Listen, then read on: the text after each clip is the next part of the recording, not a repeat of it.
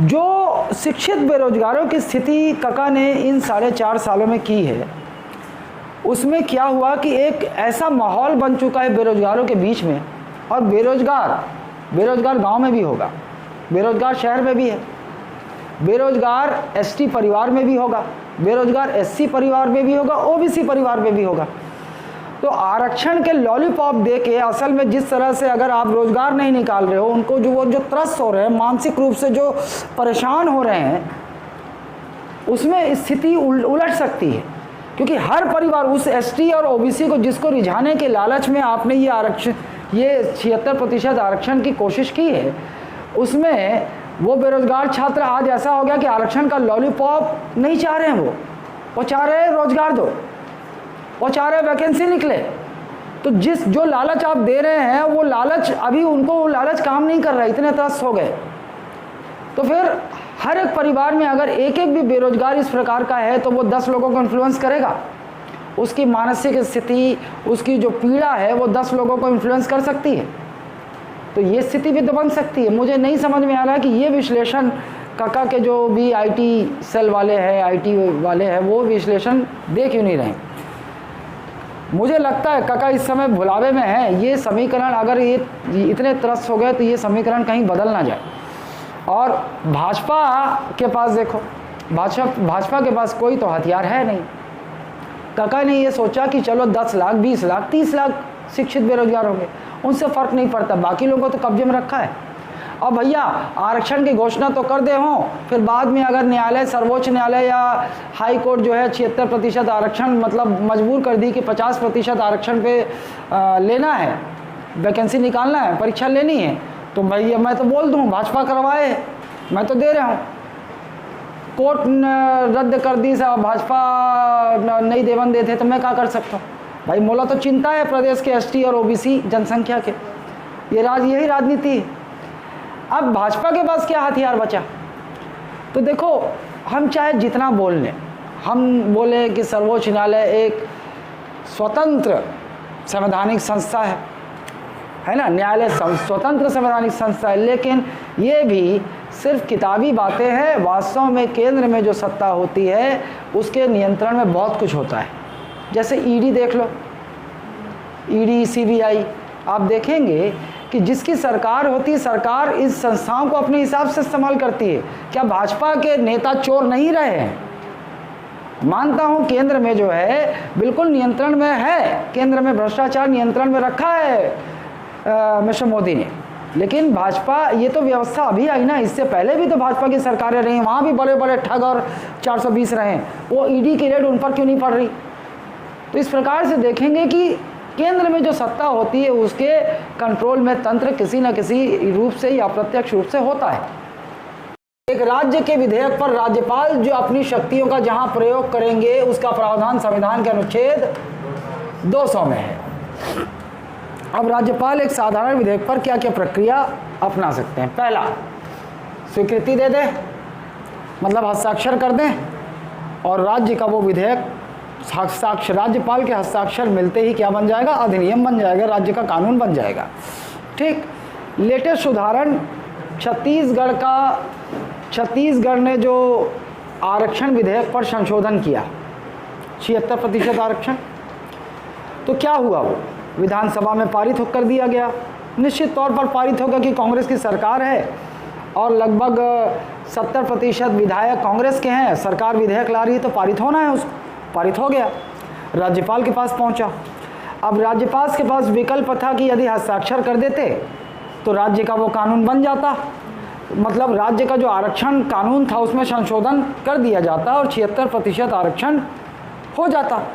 लेकिन राज्यपाल उस समय अनुसुईया उइके थी, माननीय अनुसुईया उइके, उन्होंने हस्ताक्षर नहीं किया। दूसरा विकल्प अस्वीकृत कर सकती थी, बिल्कुल दूसरा विकल्प क्या था? अस्वीकृत कर सकती थी, तो राज्य का वो 76% आरक्षण संशोधन विधेयक फेल हो जाता, कानून नहीं बनता, है ना। लेकिन उन्होंने ये भी नहीं किया।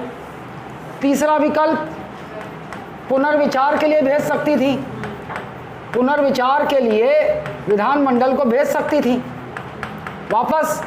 तो आप जानते हैं, जैसे पहले मैंने बताया था आपको कि यदि राज्यपाल अपने तीसरे विकल्प का प्रयोग करेंगे राष्ट्रपति की तरह कि पुनर्विचार के लिए लौटा दे, तो वो विधेयक तुरंत जहाँ से चला था वहीं पहुँच जाएगा, है ना। और जिसने भी ये विधेयक लाया है उसके पास दो विकल्प हैं, या तो राज्यपाल की जिस पर आपत्ति उसे संशोधित कर दे या फिर ना करे और फिर से उसी प्रक्रिया में दोहरा दे।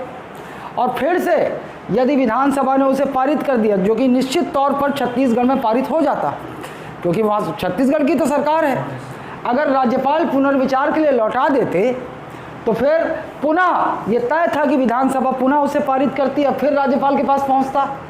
जैसे उधर पढ़ा था हमने कल, अगर राष्ट्रपति केंद्र के किसी विधेयक को पुनर्विचार के लिए लौटाते हैं और फिर से यदि संसद के दोनों सदनों द्वारा पारित कर दिया जाता है और फिर दूसरी बार राष्ट्रपति बाध्य हो जाते हैं उसे स्वीकृति देने के लिए, तो राज्यपाल अनुसुईया उइके जी ने ये भी नहीं किया। इसलिए नहीं किया कि उन्हें पता था कि यदि पुनर्विचार के लिए लौटाया मैंने इसे तो विधानसभा से पारित होना तय है और फिर संवैधानिक बाध्यता हो जाएगी मुझ पर, मुझे हस्ताक्षर करना ही पड़ेगा। क्लियर है यहाँ तक? यही था। अच्छा, और राज्यपाल के पास भी राष्ट्रपति की तरह वीटो शक्तियां हैं। बिल्कुल, यदि राज्यपाल अस्वीकृत कर देती हैं तो राज्यपाल किस वीटो शक्ति का प्रयोग कर रही हैं? अत्यांतिक वीटो शक्ति। ठीक, यदि राज्यपाल पुनर्विचार के लिए लौटा रही हैं तो विधेयक को निश्चित तौर पर देरी होगा, तो निलंबनकारी वीटो शक्ति। और ये व्यवस्था राज्य के लिए भी है। जैसे वहाँ हमने देखा था कि कोई विधेयक यदि संसद के दोनों सदनों द्वारा पारित कर दिया जाता है तो राष्ट्रपति के लिए कोई समय सीमा नहीं है कि इतने समय सीमा के भीतर उन्हें अपनी प्रतिक्रिया देनी है। बिल्कुल, तो ऐसी अवस्था में जब राष्ट्रपति अनिश्चित काल के लिए किसी विधेयक पर अपनी प्रतिक्रिया रोक देते हैं तो हम क्या कहते हैं? राष्ट्रपति ने किस वीटो शक्ति का प्रयोग कर दिया? पॉकेट वीटो या जेबी वीटो। वो शक्ति यहाँ राज्यपाल के पास भी है। राज्यपाल के पास भी ऐसी कोई समय सीमा का निर्धारण संविधान ने नहीं किया है कि राज्यपाल को इतनी अवधि के भीतर उस किसी विधेयक पर अपनी प्रतिक्रिया देनी है। ठीक, तो वास्तव में असल में इस समय अगर छत्तीसगढ़ में राज्यपाल किसी वीटो शक्ति का प्रयोग कर रहे हैं तो वो है जेबी वीटो या पॉकेट वीटो। समझ रहे हो?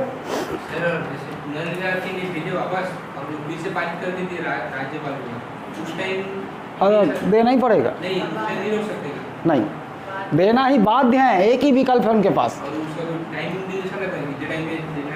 नहीं, ऐसा कुछ जानकारी नहीं है, देना ही पड़ेगा। समय सीमा पता नहीं यार। अच्छा, यहाँ तक क्लियर है? मतलब आप देख रहे हो कि जैसा केंद्र में चल रहा है बिल्कुल वैसे ही राज्य में भी चल रहा है, सेम है। बस लोकसभा की जगह विधानसभा आ गया, राज्यसभा की जगह विधान परिषद आ गया और राष्ट्रपति की जगह राज्यपाल आ गए। यही हुआ ना। लेकिन एक चीज़ अभी बदलेगा, इनके पास एक और शक्ति है। राष्ट्रपति के विचारार्थ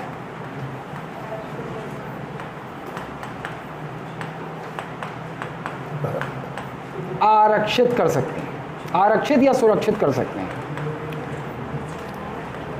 आरक्षित या सुरक्षित कर सकते हैं। ठीक, तो अनुसुईया उइके जी ने यह भी नहीं किया, कर सकती थी। अब इसमें राजनीतिक समीकरण है। इस समय जो भी हुआ आरक्षण संशोधन विधेयक पर, इसमें राजनीतिक समीकरण दोनों तरफ से। हालांकि आप एक छात्र के रूप में आपको इन राजनीतिक समीकरणों को आपको अपने पेपर पर कभी भी नहीं उकेरना है ना। राजनीतिक वार्तालापों, राजनीतिक बातों से आपको दूर रहना है, ना वो बोलना ही नहीं, ना तो इंटरव्यू में प्रयोग करना है, ना ही मेंस में लिखना है और ना ही इस तरह की बातें करनी है। लेकिन राजनीति से अछूता कोई रह नहीं सकता। भारत में राजनीति की जो स्थिति है, चाहे छात्र हो चाहे शासकीय अधिकारी हो, वो राजनीति से किसी न किसी तरह जुड़े होते हैं, क्योंकि उनका भी, वो भी व्यक्ति हैं, उनका भी अपना व्यक्तिगत विचार हो सकता है, क्योंकि मत देने का अधिकार उनका भी है। ठीक, अब देखो यहाँ पर जो राजनीतिक समीकरण है वो आपको मैं समझा रहा हूँ कि एक जो राज व्यवस्था है उसकी समझ विकसित हो सके हालांकि आपको इससे बचना है, आपको राजनीतिक रूप से न्यूट्रल रहना है एक छात्र के प्रति, छात्र के रूप में ना। देखो, इससे मुख्यमंत्री भूपेश बघेल साहब ने 76% आरक्षण संशोधन विधेयक जो कानून था पहले छत्तीसगढ़ में, उस पर संशोधन करने का बिल लेके आया। 76%। निश्चित तौर पर ये मतदाताओं को लुभाने का एक राजनीतिक हथकंडा था, क्योंकि अभी चुनाव है, ठीक है। लेकिन ये हथकंडा बुरा इसलिए है कि कुछ दिनों पहले ही 58% आरक्षण को जो छत्तीसगढ़ में विद्यमान था, उसे छत्तीसगढ़ के उच्च न्यायालय ने असंवैधानिक करार दे दिया। मतलब असंवैधानिक मतलब संविधान के विरुद्ध है, ख़त्म हो गया। तो 58% आरक्षण लागू नहीं हो सकता, ठीक। अब 58% आरक्षण जो बिलासपुर हाईकोर्ट ने उसे असंवैधानिक क्यों करार दिया? असल में इंदिरा साहनी केस में सर्वोच्च न्यायालय ने यह निर्णय दे रखा है कि जातिगत आरक्षण की सीमा 50% से अधिक नहीं हो सकती। एक सीमा बना दी है, मतलब 50% अनारक्षित सीटें होनी चाहिए, ऐसी सीमा बना दी। हालांकि आप लोगों के मन में एक और शंका आ सकता है कि EWS आरक्षण, आर्थिक रूप से जो सवर्ण हैं, आर्थिक रूप से कमज़ोर सवर्णों के लिए आरक्षण की व्यवस्था हो गई है, कर दी गई है। केंद्र सरकार ने 10% कर दिया है कि 10% EWS, 10% तक आर्थिक रूप से कमज़ोर सवर्णों को भी सीटों में आरक्षण दिया जा सकता है। ये राज्यों के ऊपर है कि राज्य में अपनी जनसंख्या के अनुपात में वो 10% तक कर सकते हैं, 4%, 5%, 6%, 10% कर सकते हैं।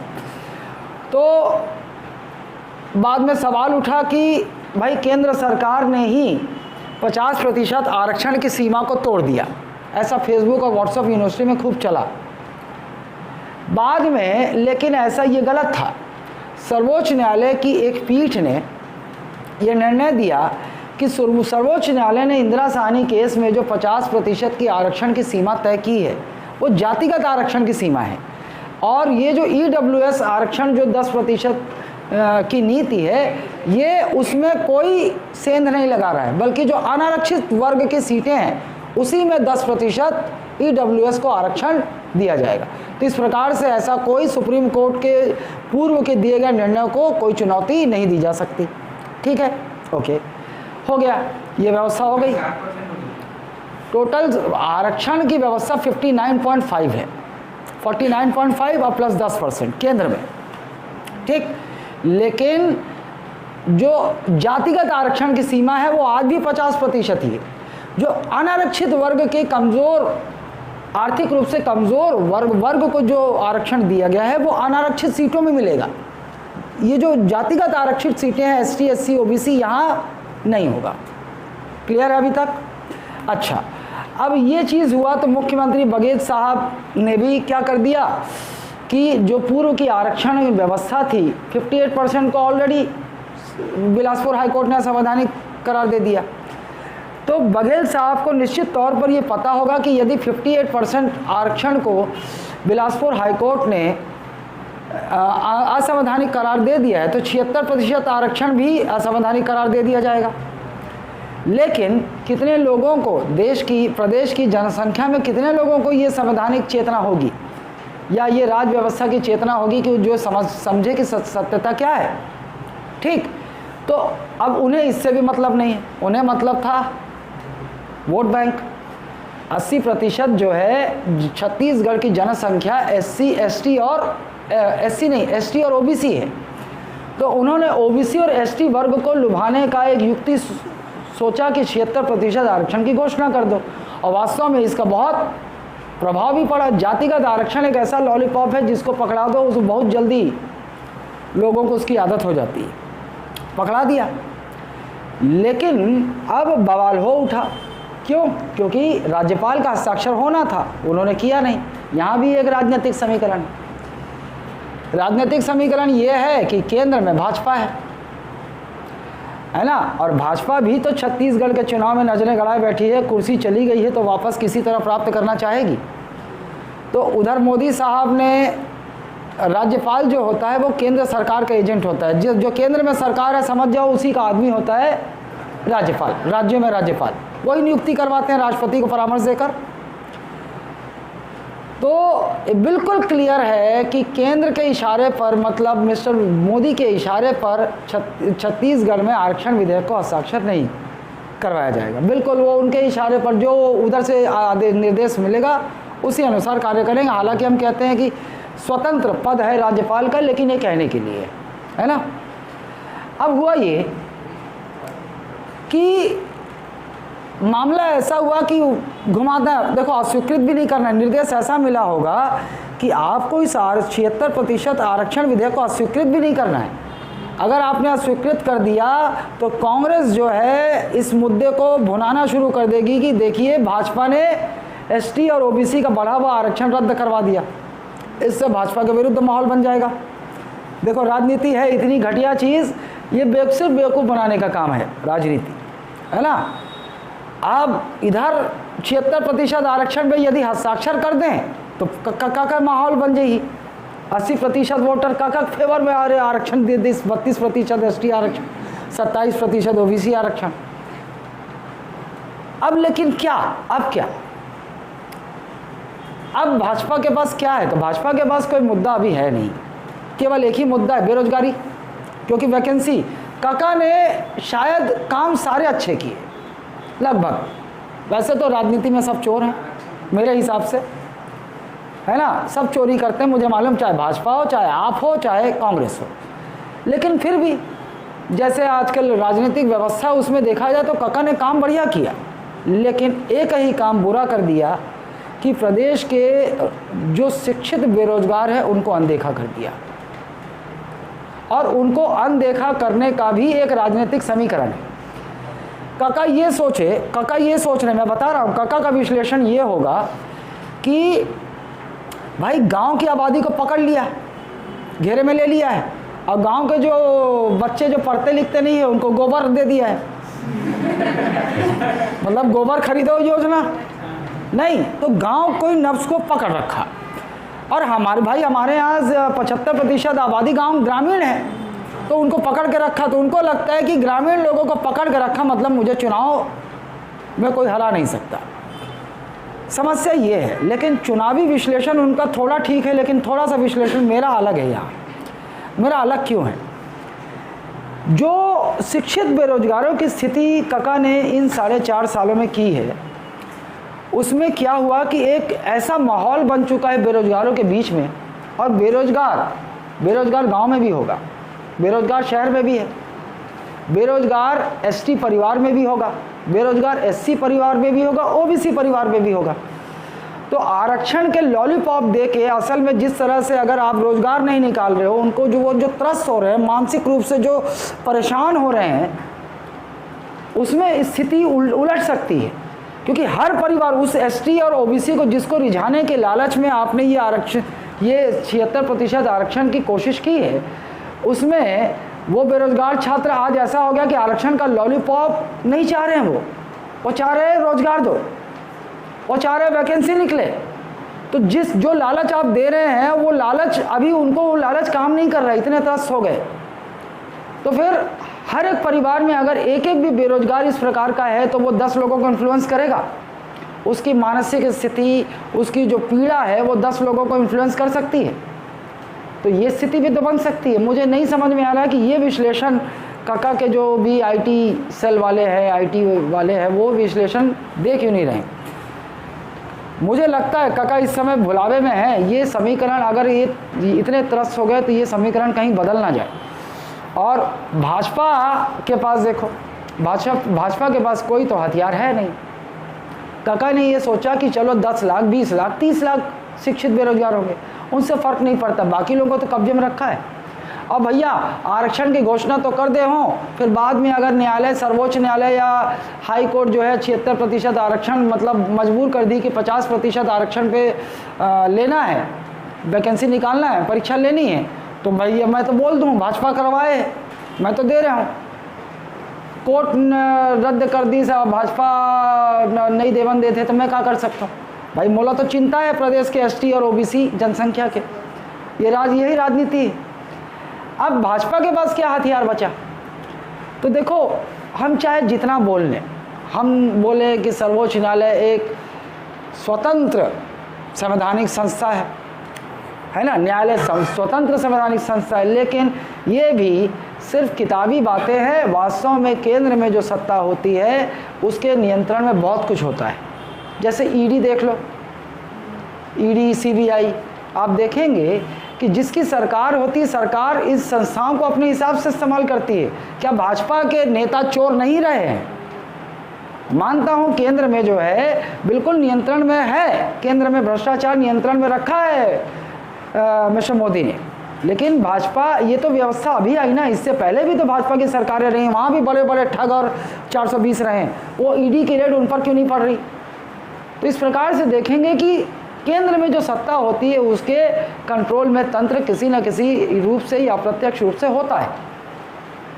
एक सही समय पर मुझे लगता है आचार संहिता से 1.5 महीने 2 महीने पहले न्यायालय निर्णय देगा, न्यायालय और निर्णय देगा, असंवैधानिक करार देगा, और उसके बाद कका के पास कोई चारा नहीं होगा, 50% आरक्षण पे भर्ती लेनी होगी। कका मजबूर है, कका जानते हैं कि भैया लेकिन मैं 76% का लॉलीपॉप दे दिया हूँ, अब 50% आरक्षण पे अगर मैं वैकेंसी निकालता हूँ, परीक्षा लेता हूँ, तो फिर उल्टा पड़ सकता है दांव।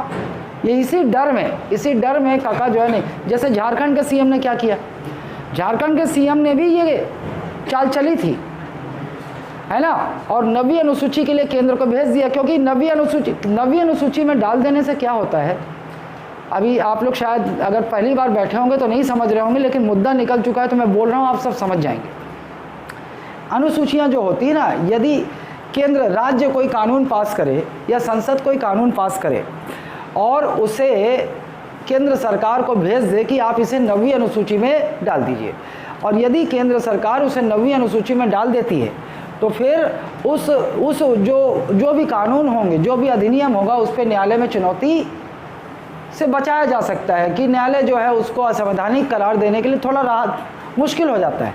हालांकि ये भी अपूर्ण सत्य है।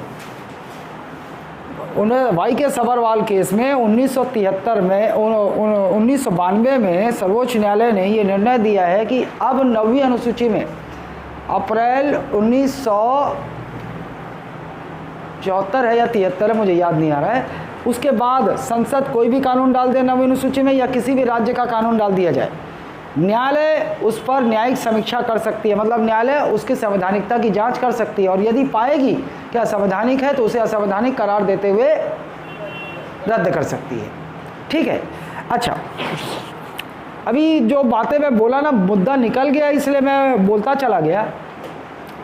अब मैं आता हूँ वापस, वो सबको भूल जाओ, है ना, वो आपके जागरूकता के काम आएगा।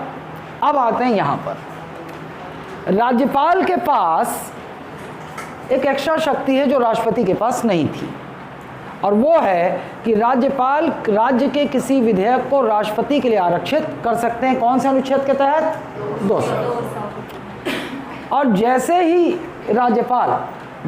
राज्यपाल अपनी शक्ति का प्रयोग करेंगे तो आपको ये मान लेना है कि अब उस राज्य के उस विधेयक पर राज्यपाल की शक्ति क्षीण हो गई। अब कुछ नहीं कर सकते राज्यपाल, अब जो करेगा राष्ट्रपति, अब जो करेगा